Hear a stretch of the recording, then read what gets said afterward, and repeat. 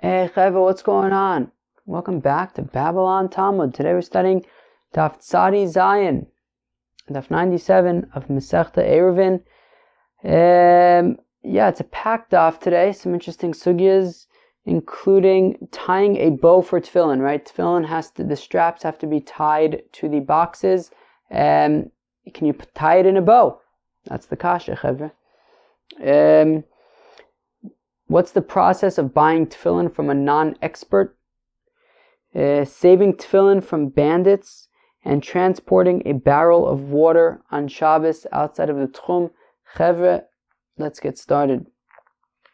We're going to start in Daf Tzadi Zayin, Amud Aleph, 4 lines into the page. V'hashtudutani avua de Shmuel bar Rav Yitzchak. And now that Rav Shmuel bar Rav Yitzchak taught, Eilu en Yeshanis, kol sheish bohen ritzuis u'mekusharis. The following would be considered old tefillin, that is, if they have straps and they are tied. Chadashis yesh bohen ritzuis v'lo mekusharis. And new tefillin would be if they have straps but they are not tied. Chevre, what are we talking about? So the Mishnah had said that you're only allowed to save tefillin if they are yeshanis, if they are old. But if they're chadashis, if they're new, then you cannot take them into the city. Now, we actually saw at the end of the daf yesterday that it's machlokas between Reb Meir and Reb Yehuda.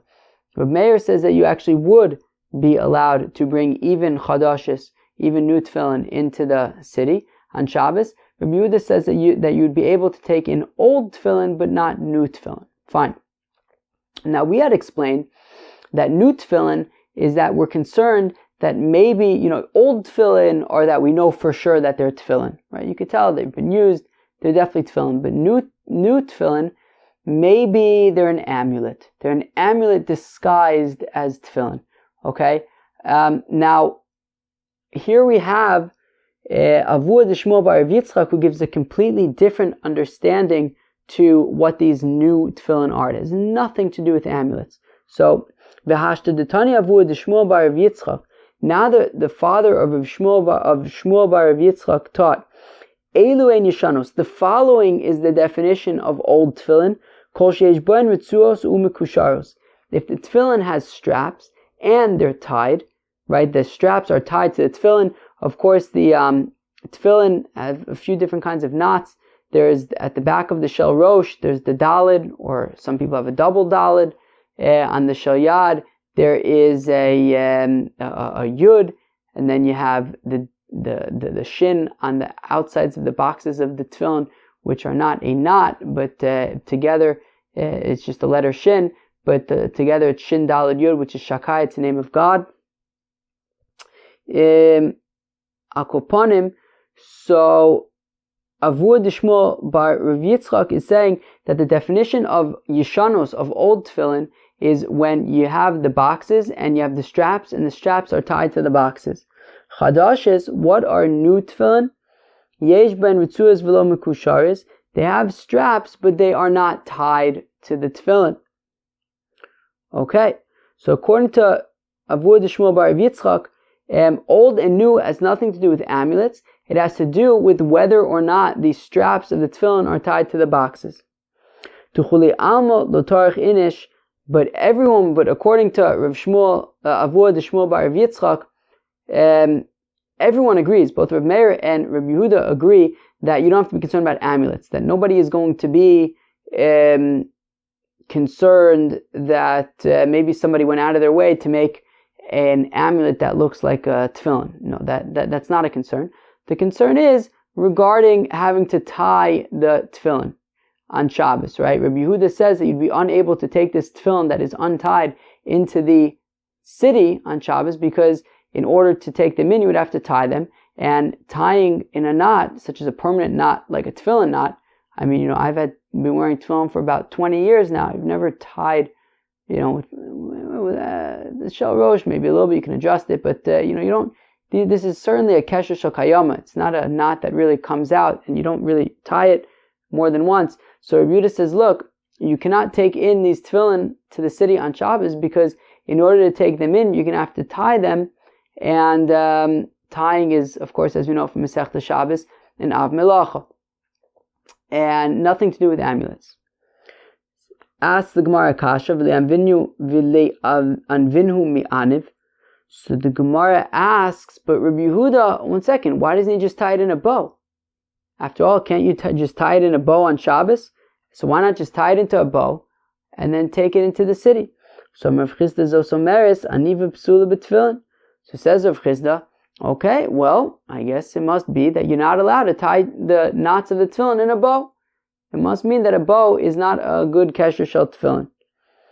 Abaye argues and says, no, kesher shel tefillin, theoretically, maybe you could tie it in a bow. I don't know, but the reason why Rabbi Yehuda says that you can't bring these tefillin into the city is not because a bow wouldn't be a good kesher shel tefillin. Rather, Abaye Amar Rabbi Yehuda, the time Rabbi Yehuda is simply consistent with his reasoning in Shabbos, the Amar Aniva Kshira Ma'al Yisahi, that tying in a bow is a significant tie.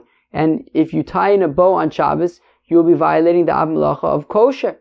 And that is why you'd be unable to bring the tefillin in, because there's no way to tie it. Even if you tie it simply in a bow, then it would be a violation of Shabbos. So the Gemara asks, wait a second, Abaye, Taima da aniva kshir ma'al yisahi. Wait, the reason why Rabbi Yehuda says that you're unable to bring the tefillin into the city is because tying in a bow is a significant kesher, is a significant knot. But if there wasn't an issue of violating Shabbos, or let's just say during the week, you'd be able to tie the straps of the tefillin to the tefillin just using a bow. Ve'amar Rav Yehuda b'Rav Shmuel bar Shilas mishmei derav kesher shel tefillin halacha l'Moshe miSinai. That the specific kind of kesher shel tefillin is halacha l'Moshe miSinai. These knots of the tefillin are halacha l'Moshe miSinai, and therefore you can't just tie it in a bow. What are you talking about, Abaye? So ve'amar of Nachman, instead of Nachman v'noyeh and levar, and you have to see, right, the shin on the boxes have to be visible outside. Okay, so the Gemara answers da'anivlu kein kshira ditu. So Abaye says that when we have halacha l'Moshe miSinai about the kesher shel tefillin, that's just really talking about the shape, right? The fact that one has to be a daled, one has to be a yud. But if you want to tie it in a bow, you can tie it in a bow. If you know how to tie a bow in that shape, you can tie it in a bow in that shape. And therefore, strictly speaking, there's nothing technically wrong with using a bow for a kesher shel tefillin, according to Abaye. The issue would just be that since it's Shabbos, you can't even tie in a bow, according to Rabbi Yehuda. Okay? Amar Rav Chisda Amar Rav, says Rav Chisda in the name of Rav, halokeach tefillin b'mi she'eino mumche, somebody who purchases tefillin from a non-expert. Okay, so let's say you have Ruvain. Ruvain is a tefillin retailer. He buys 100 pairs of tefillin from Shimon. Shimon is a tefillin wholesaler. But the thing with Shimon is that he's not an expert. So therefore, when Ruvain purchases his 100 pairs of tefillin, he has to do some kind of a check to make sure that the tefillin are written properly, are kosher tefillin. So the Gemara says, Rav Chisda, the name of Rav, bodek shtaim shel yad v'achas shel rosh. So what he has to do is he has to take 3 of the 100 pairs and take a look. He looks at 2 of the shel yads. He looks at 1 shel rosh, right? One of the head tefillins, 2 of the arm tefillins, o shtaim shel rosh v'achas shel yad, or he could check 2 of the head tefillins and 1 of the arm tefillins, seder. So according to Rav Chisda, the name of Rav, that's what you do, right? Ruvain wants to buy 100 pairs of tefillin from Shimon, so he doesn't have to check all 100 pairs of tefillin to make sure that they're kosher. Rather, he just looks at 2 shel yads and 1 shel rosh, or vice versa, and at that point he's got a chazaka. He can assume that all of them are kosher. If those 3 pass the test, if the 2 shel yads and shel rosh, or vice versa, pass the test, you can assume that all is kosher. The Gemara says, wait a second, manafshach im echad gaver kazavin livdok o shalosh shel yad o shalosh shel rosh. If Shimon is purchasing the 100 pairs of tefillin that he's going to now sell to Ruvain, if he, the wholesaler, Shimon the wholesaler, purchased all 100 pairs from one source, well then, why why do we have to check, 2 shel yads and a shel rosh, or 2 shel roshes and a shel yad? Can't I just check 3 shel yads or 3 shel roshes? As long as I can confirm that 3, 3 of something, I guess, is kosher, that's a chazaka. Why does it have to be 2 in 1? Why can't you just do 3 of one of them? Imitre tlasa gavre zavin. And if Shimon the wholesaler got these 100 pairs of tefillin that he's now selling to Ruvain from lots of different sources, well, in that case, kol chad v'chad li b'ay b'dika. Well, then it wouldn't be enough to just check, 3 tefillin. You'd have to check every single one, because you can't have a chazaka anymore. Kilu, if Shimon purchased all of the tefillin from one source, well then, once we have a chazaka that the source is a good source, well then we can assume that all the rest of them are good. However, if Shimon the wholesaler, got his collection of tefillin from lots of different places, well then you have to check the tefillin from every single place, because you can't have a chazaka, even if you have a chazaka that the tefillin from one place is good, that has no implication for the other place. So you're really going to have to end up checking all the tefillin to make sure that all the sources are kosher. No. So Chaver, what do you say? Where do we come up with this idea of like two shel yads and 1 shel rosh, or 2 shel roshes and 1 shel yad? Why can't I do 3 shel rosh or 3 shel yad? If they all came from one source, I should be able to just do 3 shel rosh or 3 shel yad. If they came from lots of different sources, well then even the 2 in 1 thing won't work. You're going to have to check every single pair. So the Gemara answers, Chaver, really, Shimon the wholesaler is getting all of his tefillin from one source. The thing is that we want to be sure that both the shel yads and the shel roshes are kosher. So therefore, do two of one and one of the other, or 2 of the other and 1 of one, if that if that makes sense. Whatever it is, right. We want to make sure that that the shel roshes and the shel yads. So if we just have 3 shel roshes that we check, well then we didn't ascertain anything about the shel yads, and not vice versa. Ini, is this really so that you need to have representation from both the shel yads and the shel rosh? Tani Rabba bar Shmuel, but Rabba bar Shmuel taught, but tefillin, that when it comes to tefillin, bodek shalosh shel yad v'shel rosh, we check 3 shel yad and shel rosh. What does that mean? My lav, o shalosh shel yad, o shalosh shel rosh. So the Gemara wants to say that Rabbi bar Shmuel is saying that you only need to check either 3 shel roshes or 3 shel yads. You don't have to do 2 of one and 1 of the other. So the Gemara answers lo, shalosh. No, what Rabbi bar Shmuel is saying is that you need to check 3. Mein shel yad, mein shel rosh, but some of them are going to have to be from the shel yad, and some of them are going to have to be of the shel rosh. Okay, so far this is Rav Chizda's opinion in the name of Rab, that when Ruvain goes to buy 100 pairs of tefillin from Shimon the wholesaler, he needs to check, so assuming that all of Shimon's tefillin are coming from one source, while Ruvain just checks 2 shel yads and 1 shel rosh, or vice versa, he ascertains a chazaka, and at that point he can assume that all of the tefillin are kosher. The Gemara asks, Ve'atani Rav Kahana b'tefillin bodek shtayim shel yad v'shel rosh. But Rav Kahana says that when it comes to tefillin, you don't have to do 2 in 1. 1 in 1 is sufficient. 1 shel yad and 1 shel rosh, that's enough. You don't have to do 2 in 1. So the Gemara answers, meh, don't worry about that. Hamani Rebbe. That is Rebbe's opinion.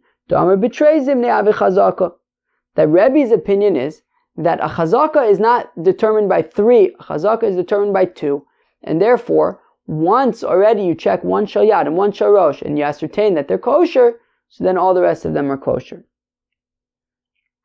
Rebbe, but if this is Rebbe, if Rav Kahana, who says 1 shel yad and 1 shel rosh, is just saying Rebbe's opinion about 2 being a chazaka, well, Ema Seifa, if we continue in this brayso that Rav Kahana is bringing, what does it say?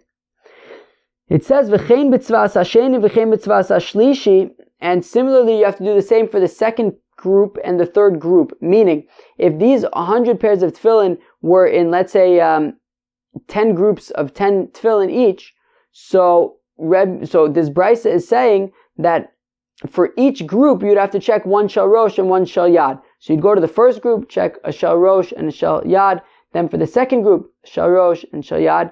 And the third group, shel rosh and shel yad. So meaning chazaka is, so we want to say that the reason why it's just a shel rosh and a shel yad that you're checking is because a chazaka, once you have these two, right, the one shel rosh and the one shel yad equals 2, so then you have a chazaka already. But Rebbe says that chazaka is, or the Brisa is really saying that chazaka seems to only be good for one group. If you have, right, a group of 10 tefillin together and another group of 10, another group of 10. So you'd have to check a shel rosh and a shel yad for each group. And the Brisa is dafka saying you're going to have to do the same for the second group and for the third group. V'i Rebbe shlishi mi islay. But if it's Rebbe, what's the significance of the third group? Rebbe's a 2 guy, not a 3 guy. Meaning, because the implication at this point is that once you check the third group and you ascertain that the tefillin, that the shel rosh and the shel yad are kosher in the third group, well then you're done for the rest. You don't have to check any of the other 7 groups if you had 10 groups. So the Gemara answers, Mode Rebbe b'tzvasim dimitrei tlasa gavre zavin. So the Gemara answers, yeah, well the thing is, no, the Brisa really is Rebbe, and because it's Rebbe, that's why we're saying just check one shel rosh and one shel yad. What's the deal with having to check for all the groups? Well, Rebbe says that if Shimon's 100 tefillin that he's going to sell to Reuven are in a bunch of different groups, well, you can assume that each group was purchased from a different source, right? So Shimon, the wholesaler, is about to sell 100 pairs of tefillin to Reuven, and they're in a bunch of different groups. Well, you can kind of assume that each group came from a different source, and therefore you have to establish a chazaka for each group. Well, if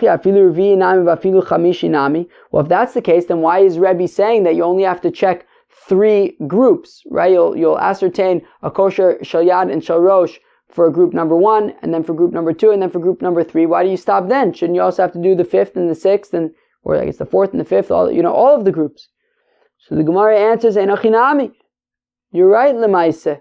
You would have to do every single group, according to Rebbe. By the Ketani Shlishi, so why does it only say 3? Why does it stop after 3?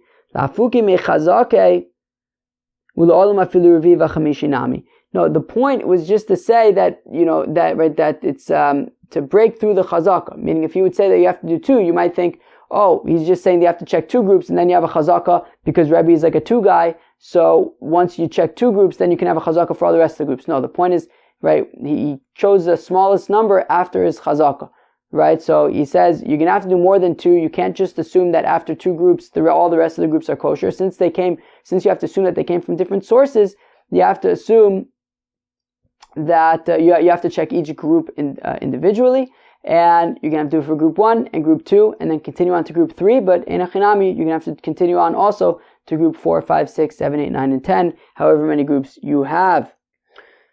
Okay, the Mishnah had continued, Mitzan Tzvasimo Krichos V'chule, right? So the Mishnah had said that if you find the tefillin in different bunches, so then you wait until Shabbos is over and you bring them into the city then.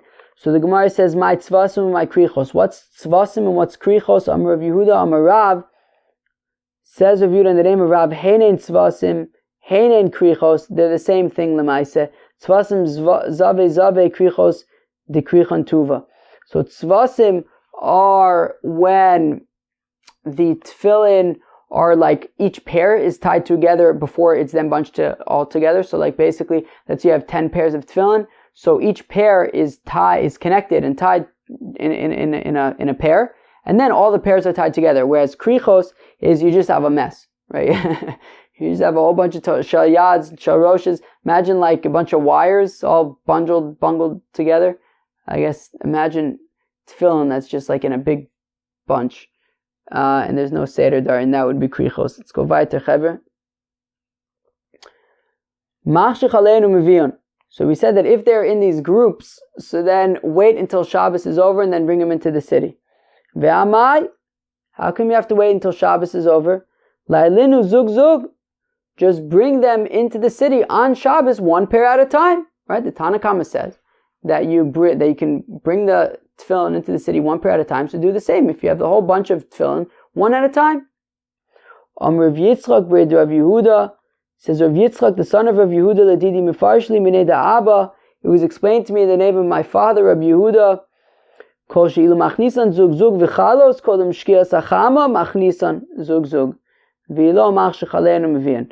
So he says, look, it depends. Sure, if you can manage to get all the tefillin into the city before shkias achama, before sunset, so then great.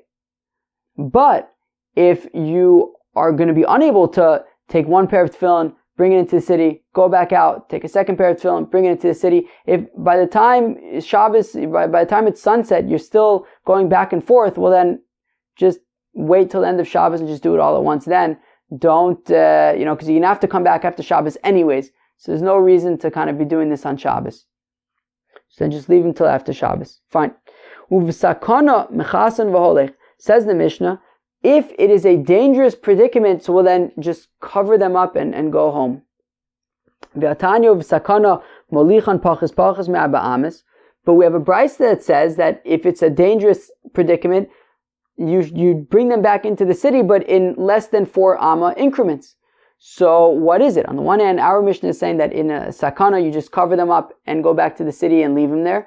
We have another brayso though. We have a brayso though that says that in a dangerous situation, you pick them up and you just walk in increments less than 4 amas. So which one is it? So the Gemara says Rav. There's a different girsa that says Rabba. I like that girsa because Abai is going to respond to him, and Abai generally responds to Rabba. He doesn't generally respond to Rav. Rabba lokasha abisakonas goyim abisakonas listim. He says, look, it depends what kind of danger we're talking about. Okay. If we're talking about Sakonas Goyim is that the non-Jewish authorities made an edict, they made a decree, an evil decree, and they said that anybody who's caught wearing tefillin is in big trouble. You don't want to get caught wearing tefillin. So in that case, it's very dangerous to just find tefillin in the middle of nowhere and put them on and bring them into the city on Shabbos. So therefore, I mean, even if it wasn't Shabbos, I mean, it's a dangerous time. So therefore, just cover them up. Don't risk your life. Cover them up as best you can, so that there's the least possibility of desecrating, of being mavaza them, and then just go home. Habasakonas listim, but if it is if the danger is not that the authorities are like going to kill you for if you wear tefillin, but just that there are like bandits out, and you don't want to like leave them there with the bandits. So then you can bring them back into the city in increments of less than 4 amas.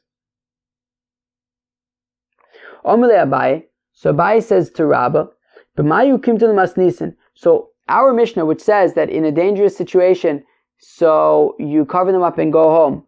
So b'sakonas goyim. So you're explaining that our Mishnah is talking about where there was like the government made a decree that anybody who wears tefillin is gonna be in big trouble. Well, Ema Seifa.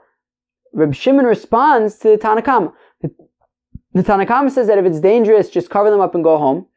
Reb Shimon responds, and he says that a better idea is Reb Shimon Omer noson lachaver v'chaver lachavero, that just make like a human chain into the city and then pass the tefillin from one person to the next. And Rabbah, if you're saying that our Mishnah is talking about where it's a dangerous predicament, why is Reb Shimon's suggestion a valid suggestion? When we're talking about a situation where it's dangerous, that if you are caught handling tefillin, you're going to be in big trouble, and instead we say, let's get the whole city outside and we'll make a whole commotion and we'll pass the tefillin from one person to the next. That would be extremely dangerous.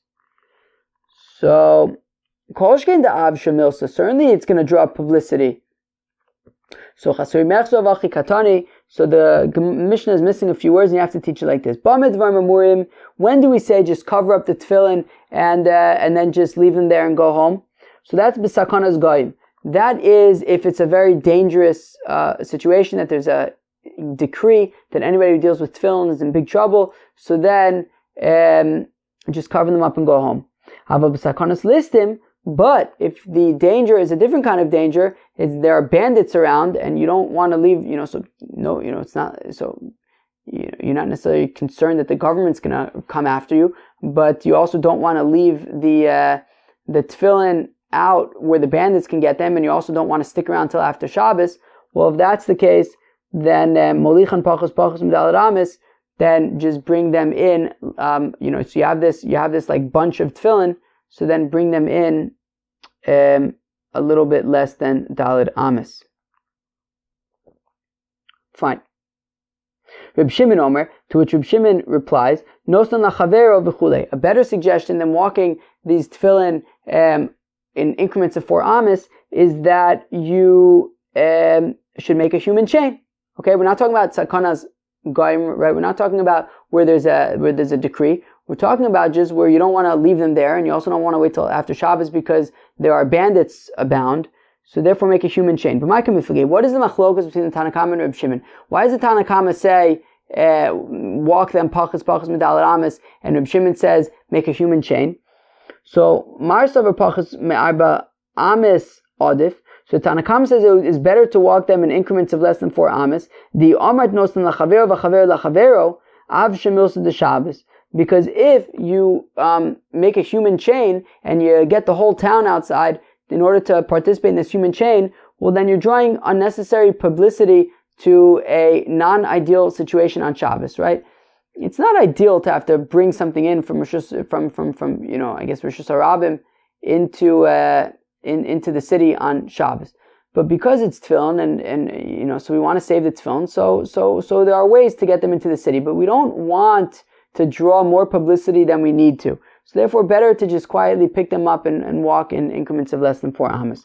Umar Savar, whereas Reb Shimon says, Nosan lachavero adif, better to make a human chain, the amit molichem pachas me'arba amis, because if you suggest that rather you should pick up the tefillin and this bunch of tefillin and walk them less in increments of less than 4 amis, zimnin de lavadaite, sometimes he's going to space out, and he's going to end up lemaise walking 4 amas in Rosh Hashanah. So to avoid that situation, Reb Shimon says better to make a human chain. V'chein beno, the Mishnah had said, and similarly his son. What does that mean? Beno mai bai hasam. What is a person's son doing in a field that you would have to make a human chain in order to transport him into the city? So Dvei Menashe Tana, it was taught in the Besmedrash of Menashe, B'shiladatu imo b'sadeh. Well, he was just born in the field. The mother gave birth to the baby in the field, and now you want to get the baby into the city, so you can pass the baby from one fellow to the next. Umaya filu ein mea. And what's the chiddush according to Reb Shimon about saying it, even if there are 100 people? So the afagav the kashile yada afilu achio adifa. Even though it may be uncomfortable for the baby to be passed around, after all, he was just born, and even though it's uncomfortable for the baby to be passed around from person to person, this is still better, according to Reb Shimon, than to carry the baby less in increments of less than 4 amas. Said the Mishnah, Reb Yehuda Omer nosin adam chavis v'chulei. So the Mishnah had said that, what did the Mishnah say? No, Reb Yehuda Omer says, Reb Yehuda nosin adam chavis lachavero v'chavero lachavero. Person can give a barrel from his friend and his friend to his friend, make a human chain of barrels. Afilu chutz l'tchum. And you can transport a barrel in this fashion, even if it's out of the tchum of the original owner. Amru lo sahalich zo yos miragli bailea, to which the Chacham say, no, you cannot move this barrel further than the original owner of where the owner of the barrel can walk on Shabbos. So the Gemara asks, V'leisle Rabbi Yehuda hadetnana be'ema v'akelim kiragli abaylim? No, Rabbi Yehuda, I don't understand. How's Rabbi Yehuda saying that you could transport this barrel further than where the owner of the barrel himself can walk, i.e. further than his 2,000 amas? But what does Rabbi Yehuda do with the Mishnah in Beya, in Masechta Beitza, that says, "Habehema v'akelim kiragli abaylim," that an animal and vessels are like the you can transport them as far as the owner can go, right? So the owner of the barrel could travel 2,000 amas, so you can carry the barrel. You can transport the barrel in whatever way you can, maximum of 2,000 amas, but no more than that. Right? We say that in a person's animals and a person's vessels, they can go as far as he can go. So how come Rabbi Yehuda is saying that they can go even further than the owner can go? If you have this human chain. So Amrish Lakish, Mishum Levi Sava, Hachav Mayaskinon b'marin mechavis l'chavis. Oh. So Shlakish says the name of Levi Sava that here we're talking about where you are pouring out the contents of the barrel from one to the next. So it's not that you're, taking Reuven's barrel that's filled with water and passing it from one person to the next. No way. Everyone's standing there with his own barrel, and you're pouring the water. So the water starts in Reuven's barrel, but then you pour it into the next barrel, and from there into the next one. And basically you're transporting the water from barrel to barrel, and we're saying that the water is allowed to go even outside of Reuven's tchum, but the barrel is staying put. Rabbi Yehuda the time, and Rabbi Yehuda is consistent with his reasoning to Omar, that he said, my main boy and mamish, that Rabbi Yehuda holds that water doesn't have any mamish, doesn't have any, real substance, meaning that it can go even outside of the tchum of the original owner. So as long as you leave the barrel there, but the water you can pour in from barrel to barrel as far as you want. The Tanan, as we learned in the Mishnah, Rabbi Yehuda poter b'mayim, Rabbi Yehuda is poter with water, mipnei shein bo en mamish, because there is no mamish, there's no substance. Meaning, it's a Mishnah in Masechta Beitza as well, that it says that if somebody borrows water and salt for a dough, so here's the thing, right? So the Mishnah is talking about two women. So you have Rachel and Leah. So Rachel borrows water and salt from Leah for her dough. Well, here's the thing. So now, what was it? Rachel's making the dough. So Rachel, her dough now that she makes has Leah's water and salt in it. So basically, how far can you carry this dough? Because on the one hand, it's Rachel's, so you can only carry as far as Rachel can go. But on the other hand, it's got Leah's water and salt. So the answer is, you can only go as far as the lowest common denominator can go. Because only to a place where both Rachel and Leah can go. However, Rabbi Yehuda says that actually the water that's in the dough, ein ben mamish, and therefore you can carry the dough as far as Rachel can go. You don't have to worry about Leah. So we see that according to Rabbi Yehuda, the water is not particularly significant when it comes to tchum. And therefore, as long as you pour the water from one barrel to the next, that water can go even outside of the tchum of the original owner of the barrel and the water. And therefore, the way that you have to understand the Rabbanon who argue on Rabbi Yehuda, and they say, right, we understood it as saying, what do you mean, Rabbi Yehuda? You can't take that barrel outside of the tchum of the original owner. So you have to explain it as you can't take what's inside of the barrel outside of the tchum of the original owner, right? So Rabbi Yehuda is saying is that the water ein ben mamish, and they can go even beyond the tchum of the original owner. And the Chacham are saying, no, the water cannot go beyond the tchum of the original owner. Eimer de shamas le Rabbi Yehuda eicha de blian beisa. So the Gemara says, wait a second. I'll say that when Rabbi Yehuda says, Maim ein ben mamish, that's talking about when the water is absorbed into a dough. But if you could mamish, you see the water. It's mamish just water. It's not absorbed in a dough. It's mamish water that you're pouring from one barrel to another. Rabbi Yehuda would not say that Maim ein ben mamish in that case, and that you'd be able to carry the water outside of the tchum.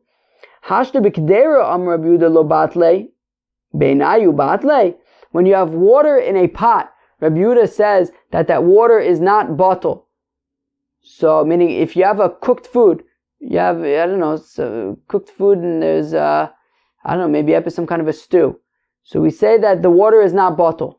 Well, here, when your mom is pouring water, that's the thing that you're pouring is the water. Well, then, obviously, Rabbi Yehuda would say that it's not bottle. The Tanya is, we learn in the Brayso, Rabbi Yehuda Omer, Mayim v'melach b'teilin be'isa, that water and salt are bottle in a dough. Ve'ein b'teilin b'ktera, but they are not bottle in a pot. Mipnei rotva, because of its moisture. So therefore, this water is not bottle, and therefore you'd be unable to carry it outside of the Tchum Shabbos. Well, if that's the case, well then, what is Rabbi Yehuda allowing you to carry outside of the Tchum of the owner? Very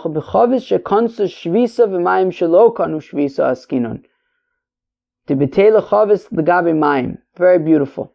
So says Rava, here we're talking about a chavis shekansa shvisa, that the chavis, the barrel, was kona shvisa by the owner. Okay, so the barrel is unable to be transported outside. No, well, actually, meaning the barrel in and of itself would be unable to go outside of the tchum of the owner, sure, but v'mayim shelo kanu shvisa, but the water was not kona shvisa, right?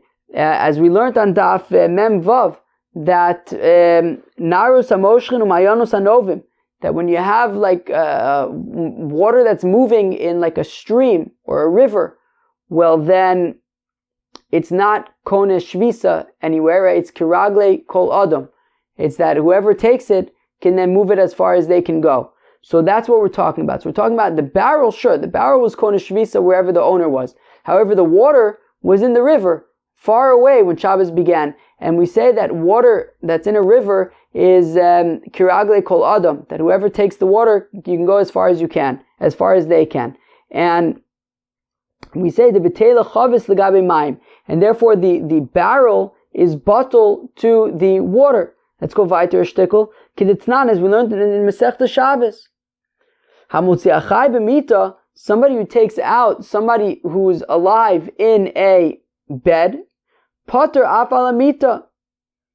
So he's potter for taking out the person, because we say achai nose es atzmo, that a person who's alive carries himself, and he's also going to be potter for the bed, because the bed is tafel, is secondary to the person, and you're potter for taking out the person because achai nose es atzmo. Hamutzi ochlin pachus mikshir. Somebody takes out food that's less than a shear. Chevra, who remembers what the minimum shear when it comes to ochlin on Shabbos is? It's a grogris. I think it was also from Daf Dalet, I think of Masechta Ayruvin, right? All the shiurim. So I think we said that the fig, the shear of the fig is kegrogris b'otzah Shabbos. We'll have to look it up. Hakopanim, so somebody who takes out food that's less than a shear, b'chli, pater afal kli. So he's pater even for the kli, mipnei she'akli tafel, because the kli, the vessel that you take this food out in, is tafel to the food that's less than a shear. So therefore you're pater. So here also, we're saying that this water is kiragli kol adam. You know, you can take the water as far as whoever's carrying the water can go. And the barrel that it's in is bottle, is tafel to the water that's in it. Just like if you motzi ochlin that's pachus b'kashir, so then you're going to be pater even for the kli. So here also, you have this water, you have the contents of the barrel, which is the water, and you can carry it as far as you can go. So therefore, the fact that the barrel was kona shvisa by the owner is irrelevant, because the barrel is tafel to the water, and the water can go as far as you can go. So the original owner's tchum becomes irrelevant. Very beautiful. Most of Rav Yosef has a kasha of Rav Yehuda Omer, that says Rav Yehuda, B'shayara nosin adam chavis lachavero v'chavero lachavero, that this inyan of a person being able to pass a chavis of a barrel of water from one person to the other, even if it ends up outside of the tchum of the original owner, that's specifically in the context of a shayara, of a caravan, of people who were traveling and they ended up in the middle of nowhere for Shabbos. So in that case, it's a shtickle extenuating, I think is the word. So in that case, right, Rabbi Yehuda says that you'd be able to do this thing about carrying from one to the next, even outside of the tchum of the original owner. But b'shayara in, shelo b'shayara lo. But this is specifically in a caravan in the middle of nowhere, which is a shtickle extenuating circumstances. However, just like on a regular Shabbos, passing a barrel from person to the person, that would not be allowed. So Ella Rav Yosef kitnanami b'masnisin b'shayar. So Rav Yosef says, look, okay, so we'll just say that our Mishnah is also talking about a shayar, a caravan, a bunch of people in the middle of nowhere. They can fill up the water from the stream, and it's kiragli kol adam, and the barrel is tafel to the water, so our Mishnah is also talking about a caravan, which is a regular people would not be able to do that. Abaye Omar, says Abaye, b'shayara Afilu chavis shekansa shvisa umayim shekanu shvisa. So Abaye says no.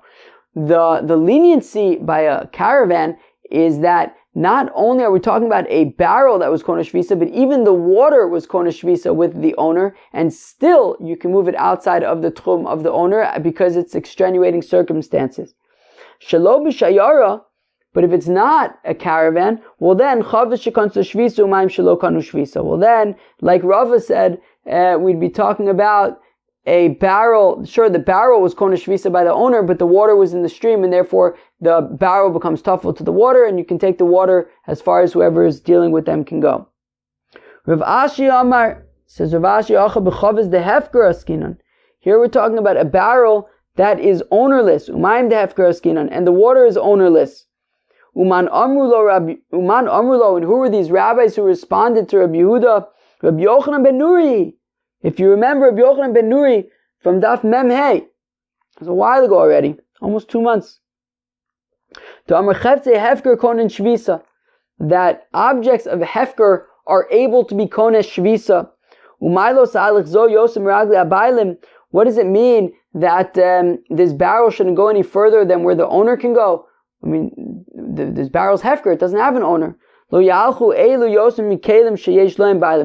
should not go any further than objects that have owners, meaning that this barrel and the contents can only go a maximum of 2,000 amis, whereas Rabbi Yehuda says, look, it's hefker, they can go as far as as far as kiragli kol adam, as far as whoever is dealing with them can go. Chevra, we will stop here by the Mishnah. We'll pick up from this Mishnah tomorrow. Chevra, that was Daf Tzad Design of Masechta Ayruvin. Of course, I hope you enjoyed it. The first sugya that we encountered on today's daf was the sugya of can you tie the kesher shel tefillin in a bow? Rav Chizda says, look, the implication is that you cannot. Abai says, yeah, sure, you can. As long as you can tie it in the proper shape that is necessary for a kesher shel tefillin, you can use a bow, sure. We talked about buying tefillin from a non-expert. If you have Ruvain who wants to buy 100 pair of tefillin to sell retail, and he buys it from Shimon the wholesaler, so we said that as long as Shimon, the retailer, is buying it from one source, well then Rav Chizda says in the name of Rav that you check 2 shalyads and 1 sharosh, or 2 sharosh and 1 shalyad, and then you establish a chazaka for the shalyads and the sharosh, and now you can assume that all the rest are kosher. Rav Kahana says you only have to check 2, just 1 shalyad and 1 sharosh, and that would be enough to establish a chazaka, because he really just quotes a brisa, and that brisa is Rebbe, who says that chazaka is 2, but Rebbe admits that you would have to establish this chazaka for each group. So if Shimon the wholesaler had 10 groups of 10 tefillin, let's say, so you have to check 1 shalyad and 1 sharosh for each of the 10 groups to establish a separate chazaka for each, because each came from a different place, and the chazaka that you establish on one group doesn't have any bearings for the next group. We talked about saving tefillin from bandits. So the Tanakama says that if there are bandits around, so first of all, everybody agrees that if it's dangerous to put on tefillin, so then forget about it, just cover them up and leave them there. But if you find a whole bunch of tefillin and you can't put them on because there's too many, so Tanakama says, look, just pick them up and walk them less than 4 amos at a time. Rabbi Shimon says you would pass it from one person to the next. Then we got into the sugya of transporting a barrel of water from one person to the next on Shabbos. Rabbi Yehuda says it's permitted. The Chacham argue and say it's not permitted. Rish Lakish says that it's talking about where you pour the water from one barrel to the next, and Mayim Ein Ben Mamish according to Rabbi Yehuda, and therefore you can pour the water even if it ends up going further than the tchum of the original owner. Rava says that it's talking about where the barrel is kona shvisa by where the original owner was, but the water was in a river. You're filling up water from a river, and the water from the river can go as far as whoever is dealing with it can go. Kiragli kol adam. It's not limited to the tchum of the original owner, and therefore, and the barrel becomes tafel to the water, and therefore the water, you can basically carry the water and the barrel as far as whoever is dealing with it can walk himself. Rav Yosef asks a question that Rabbi Yehuda says that this is specifically only allowed in a caravan, so therefore Rav Yosef says that the Mishnah is specifically talking about a caravan. Abaye says no, by a caravan it would even work even if both the barrel and the water were kona shvisa, by where the original owner was. And in a regular case, well, then the water, the barrel was Kona Shvisa where the original owner was, but the water was Davka not Kona Shvisa, was from a river. And Rav Ashi says that we're talking about a barrel and water that were hefker, and therefore Rabbi Yehuda says you can take them, as far as you can. And the Chachamim, who are Rabbi Yochanan ben Nuri, respond to Rabbi Yehuda and say no, Chefzei hefker are Kona Shvisa, and therefore you can only carry them a maximum of 2,000 amis from where they were when Shabbos began. Chevre, I hope you enjoyed Daf Tzadi Zayin. Peace.